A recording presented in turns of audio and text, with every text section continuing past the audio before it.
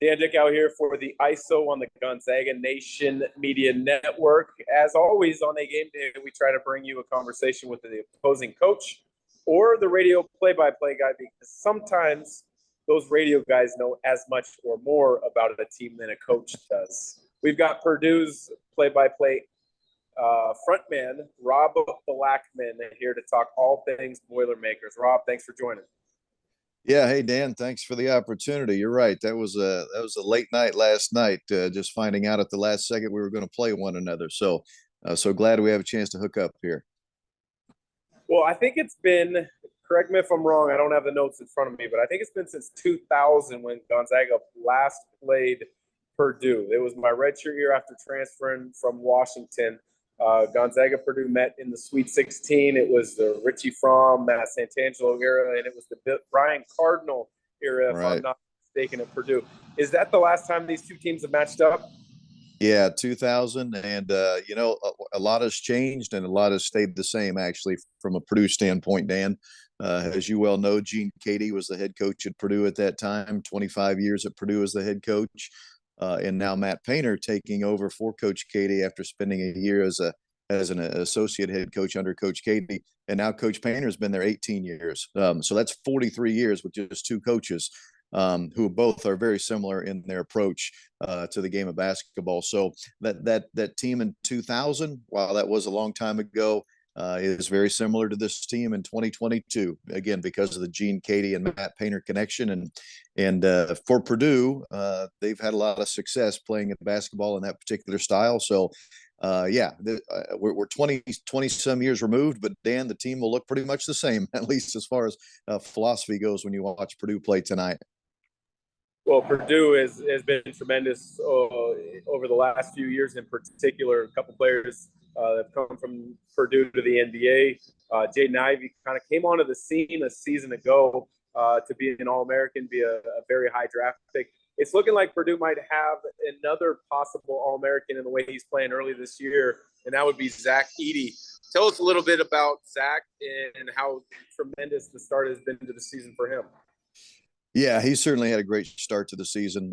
4 games in, he's had double-doubles in all 4 games. Now, granted, the first couple of games were against some mid-major competition, but still, I think maybe one of the more interesting notes on Zach is the very first game of the year against Milwaukee. He had 12 points and 17 rebounds, and all the Purdue fans were asking, what's wrong with Zach? Why is he playing so poorly? You're like, wow, the guy just had 17 rebounds. You're worried about how poorly he's playing. But he's had a heck of a start to the season, had 30 points and 11 rebounds in the second game of the year against Austin Peay. But was probably at his best, I thought, last night against West Virginia, 24 points, 12 rebounds in that game. The thing, Dan, with Zach is he's not a high-volume shooter. At least he hasn't been yet. I think last night he had 12 shots attempted, which has been about the norm for him this year. He's been in the 12 or 13 range as far as shots attempted in every game, yet he's averaging 21 points a game. So that's pretty productive, as you well know, for a guy that's not getting a whole lot of shots. But he is a matchup nightmare. I mean, 7'4", 295 pounds, very skilled. He's not a guy that's going to step away and play from the basket. That's not where his strength lies, and he's smart enough to know that. He plays about 10 feet and in, and normally doesn't get much further outside than that. If he does step, 15 feet or further, it's only because he's setting a ball screen normally. That's the only reason he's doing that. So, but yeah, he's off to a great start. Preseason All-American in a couple of publications this year, second or third team, and deservedly so. He was an all Big Ten player last year. But make no mistake about it. As Zach Edey goes, so goes Purdue.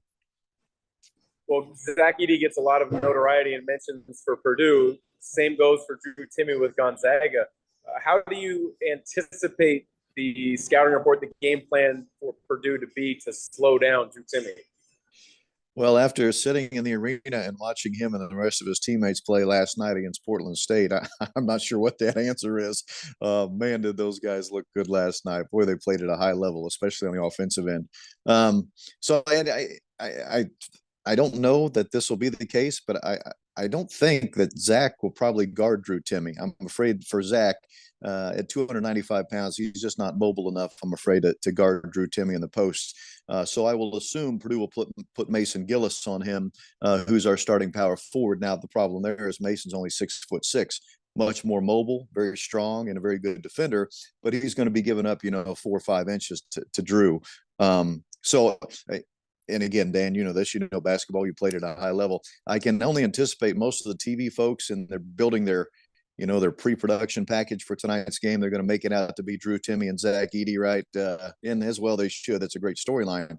But I don't think those two guys are going to end up guarding one another. Doesn't mean they both won't probably, have a major role in this game. But I just don't. I don't think see Zach guarding Drew. That's kind of a long-winded answer to your question. How do you slow down Drew Timme? I think Purdue's going to try to do it with a smaller player, a little more agile player, and hope for the best. The key, of course, against Gonzaga is you have to keep those guys off the offensive glass. Purdue did a poor job of that last night against West Virginia. Purdue won by 12 points. Probably could have won by 20 or 22 if you just keep West Virginia off the offensive glass. That led to a lot of second chance opportunities for them. So, lot different animal here with Gonzaga as far as talent goes. If Purdue allows Gonzaga a lot of second chance opportunities tonight, it's going to be tough for the Boilermakers to find a way to win this game.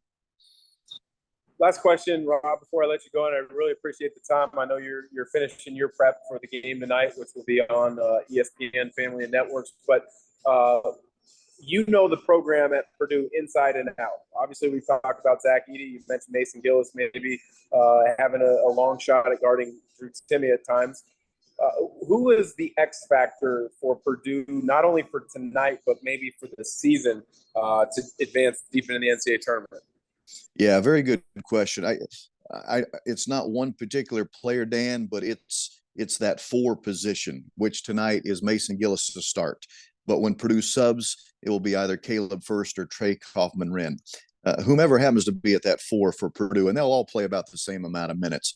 As long as Purdue gets really high productivity from that position, Purdue's going to be good all season long. I think it just takes so much of the onus off of Zach Edey and really helps him in the low post if that 4 is playing well.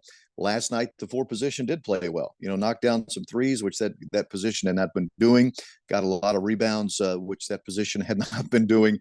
So that position played as well as they played all year, and that went a long way to beating West Virginia last night. But I would say it's not a particular person, but it's that particular position.